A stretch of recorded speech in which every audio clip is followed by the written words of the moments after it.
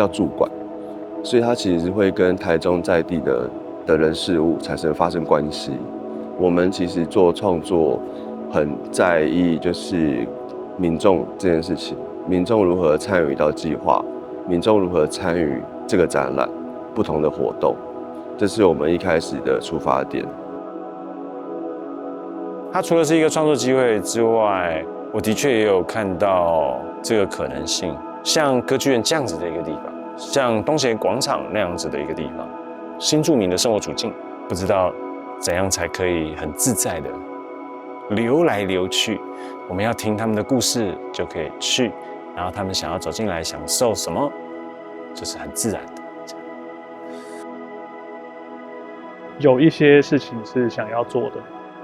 好像是只能在这个机会才能发生，因为它可能会需要一些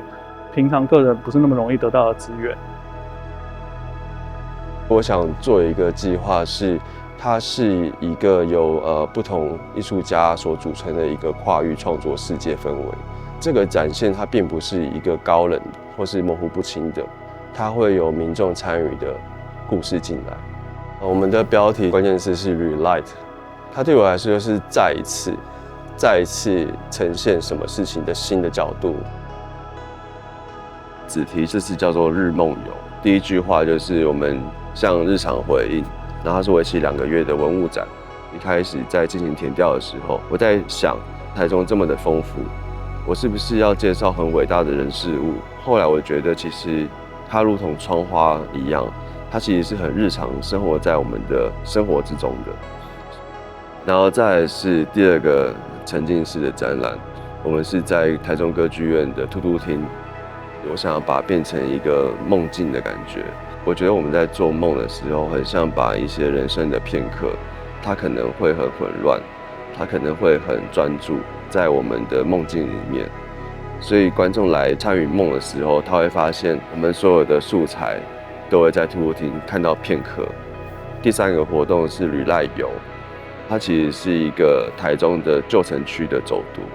那这个走读路线呢，基本上一路会穿越到清代，然后还有日本时期，还有台湾初年的那些过程，而这些过程呢，基本上都是窗花玻璃的一个兴起跟没落的一个时间点，所以我想借由让这3个日梦游的体验，让民众可以知道，原来我们可以用一个新的角度去诠释一个我们的认知或是方法，来让我们达到一个我们未知的世界。我在写计划的时候，其实我不知道我会最后会弹回这里，因为这些东西都是我自己已知的，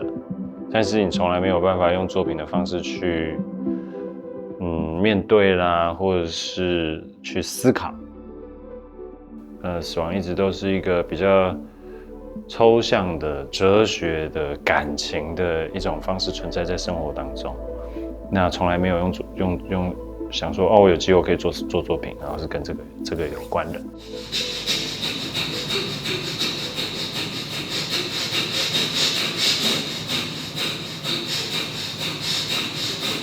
这个作品基本上用了3个死亡去贯穿。阮国飞那个当然是我去年在看到纪录片《九枪》的时候太震撼了，就是当他被开了9枪，你知道你生命要结束了，所以他到底脑里在想什么，然后看见了什么。然后另外一个就是我外公过世，在我1岁的时候，一直到等我外婆过世了以后，我在家里搜，然后才发现了这一包。我决定要把遗物拿出来的时候，不太确定怎么用，但每一个东西都很有感觉。就是它终于落实了想象，这个时间的节点落下坐标，真的是这样。然后这些好像是补充的附件，就具体了、形象化了，在我脑中创造了我外公的位置。然后另外一个想要用成他者的，就是这次就邀请了易凯，因为失去是每个人的事，所以每个人都有失去的状况。我也想透过这一段，让大家更有一层感觉说，对，是每一个人。就希望大家当做这个是一个日常，那死亡也是这么的日常。它其实是针对可能比较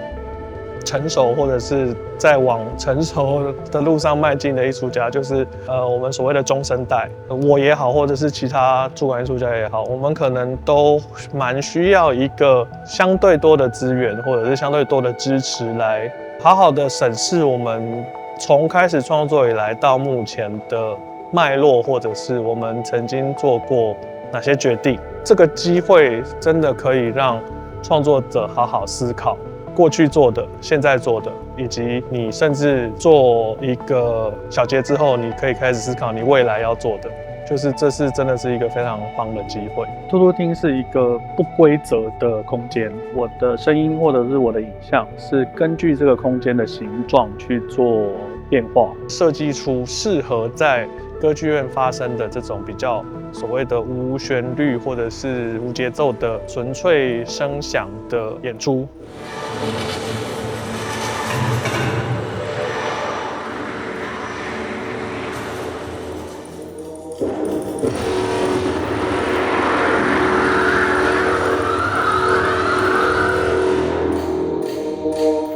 我可以透过我的声音来控制我的影像，这些声音是要协助我来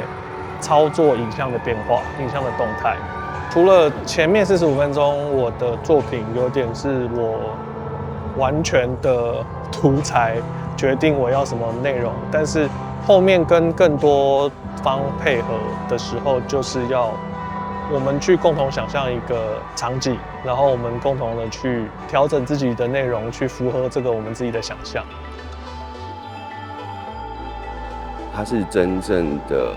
用2年的时间陪伴我，然后如果让观众可以感受到创作的魅力，就是我们在做的各种实验、各种可能性，它其实并不会是一个艺术家完成一个很伟大的作品，而是艺术家借由这2年的驻馆时间，我们发现了什么事情，我们可以产生什么很多有趣的可能。这对我来说是一个很大的收获。创作的意义哦，最根本的叫做养家活口，其次是留下不同的回忆给我自己跟我女儿，因为毕竟作为一个爸爸，传统的就是有一个屋顶之外，你就是为了要创造一个回忆给她，这样在你走之前留下一些遗产。可以在歌剧院这个驻馆计划当中有一个机会，对我从开始创作以来到现在的创作内容有一个整理或者是思考，并且可以做一个小结，我觉得是十分可贵、十分难得，也十分感谢有这个机会可以让我执行这件事情。